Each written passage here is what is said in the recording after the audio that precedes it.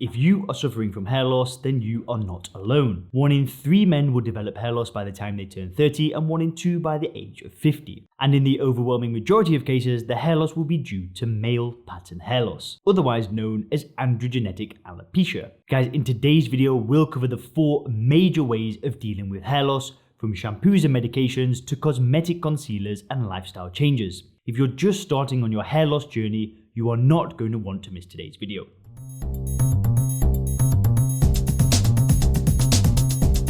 So if you've just noticed your hair falling out or you've recently been diagnosed with hair loss, there is no need to despair. There are various ways to deal with hair loss, and we'll be looking at some of the most important ones in today's video. Let's get into it. First, guys, we're going to look at shampoos. So guys, before I started filming this video, I went on Amazon and I searched for hair loss shampoo. It came up with over 3,000 results. Now the good news is that a lot of these will work. They'll be much better than using your standard supermarket shampoo. The bad news is that there's hardly any research on 99.9% of them. So it can be a bit tricky figuring out which one to use. Now I have 2 tips for you when it comes to selecting a hair loss shampoo. A, check to see what's in the list of ingredients, and B, check what's not in the list of ingredients. Let me explain. When it comes to active ingredients, you want to go for something that is backed by research, something that's been shown in scientific studies to stimulate hair growth, like for example caffeine, which is a proven topical stimulant. Now I will come back to caffeine in a second, but first let me tell you about what you do not want in your shampoo. And guys, that's harsh chemicals and preservatives like parabens and sulfates. Parabens are used in the large majority of supermarket shampoos. They're added as preservatives to give the shampoo a longer shelf life, and sadly they have been linked to various unwelcome effects on the body like hormone disruptions and even cancer. Sulfates, on the other hand, are added as a foaming agent to shampoo. They are put in the solution to make a nice lather and a foam. This does feel really good and might even trick you into believing that it's actually good for your scalp. But the truth is, sulfates such as sodium lauryl sulfate are used as detergents in many industrial products, and detergents like laundry and dishwashing liquids. So it's not really something that you want to be exposing your scalp and follicles to, especially if you're trying to reverse your hair loss. So there's no point buying a hair loss shampoo if it's filled with junk that will kill your hair. In the description below, I've linked to the HairGuard Caffeine Shampoo.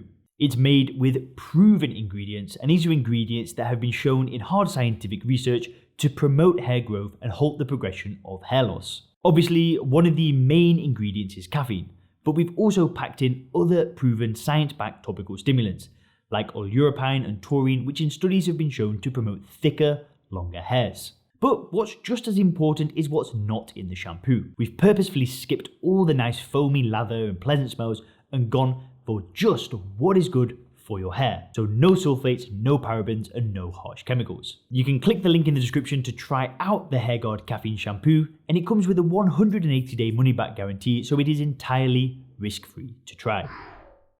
Guys, the second thing we're going to look at is medication. Now, moving on to medications, there are currently 2 drugs licensed for the treatment of male pattern hair loss. Minoxidil is a topical medication that increases blood flow and boosts hair growth. You'll find it sold in pharmacies and department stores as Rogaine. No prescription is needed for minoxidil. It comes in 2 versions, a mousse and a liquid solution. The mousse is generally considered superior in terms of being a more user-friendly and having less side effects. Both the mousse and the liquid do need to be applied twice daily. If you're in the lucky 1 out of 2 users who respond positively, you'll start seeing regrowth after about 3 months. For the majority of users, the regrowth will be labelled, quote, minimal, so mild regrowth, which will usually be more pronounced in the vertex area. Results of minoxidil last as long as you use the treatment. When you stop using Rogaine, all the hair that you've regrown will fall back out again. Now the big downside to minoxidil is that it's a bit of a hassle. You have to make space in your daily schedule to apply this stuff on your dry head twice a day, every day, and then let it absorb before you apply other hair products.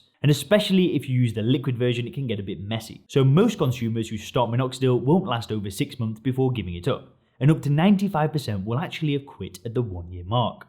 The other licensed medication for hair loss is finasteride, which is sold in the US as Propecia. This is an oral medication in the form of 1 milligram pill that you take once daily. Finasteride works by inhibiting the synthesis of dihydrotestosterone, or DHT. This is the male hormone that is directly implicated in male pattern hair loss. Finasteride inhibits the action of an enzyme that is necessary to make DHT. Without this functioning enzyme, the levels of DHT in the body plummet. The result is that after 4 to 6 months, about 2/3 of finasteride users will see some hair growth. This is typically in the order of 10% in the thinning areas of the scalp, slightly superior to minoxidil. Another 20% or so of users won't regrow anything, but on the other hand, they'll stop losing more hairs. So the combined figure of users who will at least stabilize their hair loss is around 85%. What this means is that finasteride is A, more effective, and B, more user-friendly than minoxidil. If it gives you good results, you can realistically use it long term, and it will generally maintain its effectiveness for at least 5 to 10 years, if not more. Many men have successfully been on finasteride for decades. But the downside of finasteride is the side effects. Now, because it interferes with your hormones in dramatic fashion,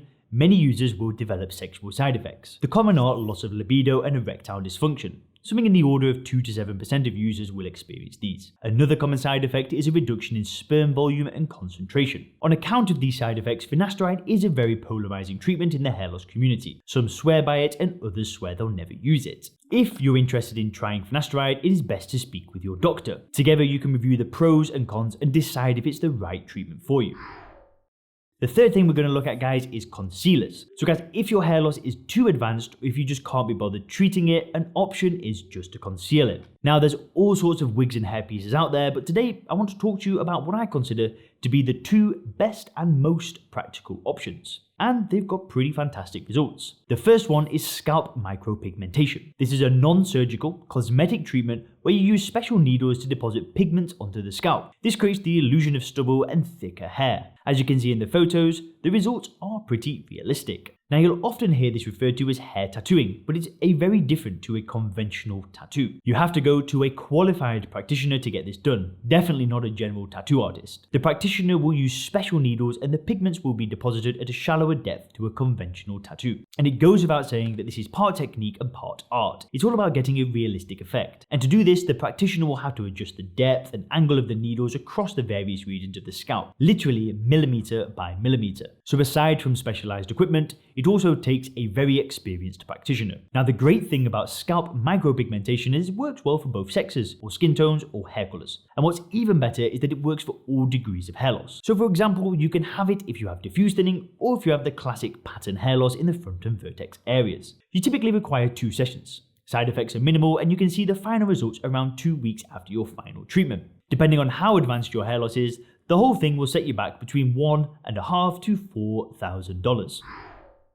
Now, the other concealment method that I want to talk to you is about hair fibers. These are made of keratin, just like your real hair. You gently hold the bottle over your scalp and sprinkle the fibers on the balding areas. These immediately stick to the hair shafts, adding volume, and a lot of volume. And as we've explained in other videos, when it comes to scalp coverage, it's the actual volume of the hair that's really important, not necessarily the total number of hairs that you have. So by adding to the volume of your existing hair shafts, the fibers can have a dramatic impact on your appearance. The results are instant. You apply the fibers before you leave the house and your hair immediately looks thicker. The downside is that it takes some experimentation and practice to get it right. You have to get the right color and obviously apply the correct amount of product. The effect is temporary and you typically have to apply it daily.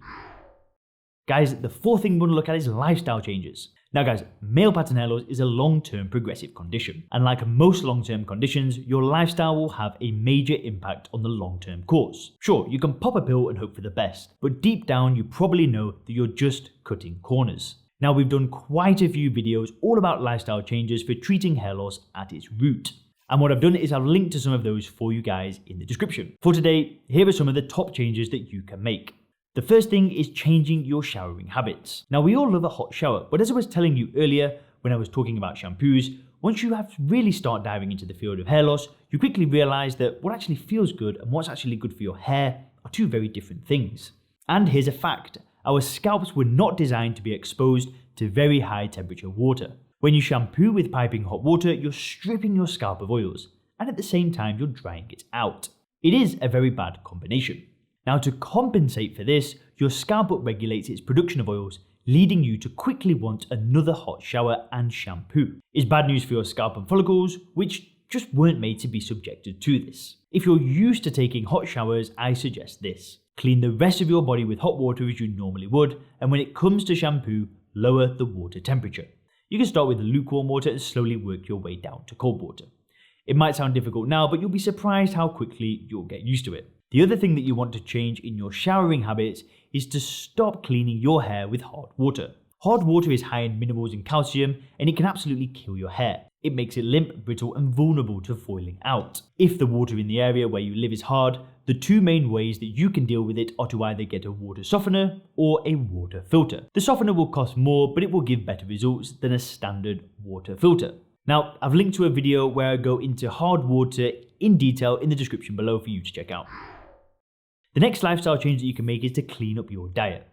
So in recent years, we've been seeing more and more research linking early onset hair loss in men to an increased risk of heart disease. This used to be almost laughed at a few decades ago, but not anymore. And nowadays, even mainstream media are reporting on this. So the straightforward implication is that there's something in our lifestyle that is predisposing us to both hair loss and heart disease. And the obvious common denominator is our diet. There are two parts to a healthy diet. You want to cut down on unhealthy foods that inflame your gut and have a high glycemic index.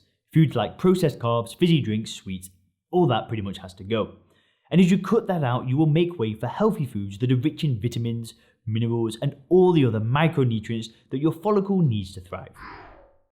And guys, the third lifestyle change that you can make is to relieve scalp tension. Now, I want you to take a look at these two images. On the left, you can see the areas of the scalp with the highest scalp tension. Areas with lighter blue shade are those with the highest scalp tension. On the right, you can see the parts of the scalp that go bald as you progress down the so-called Norwood scale of pattern hair loss.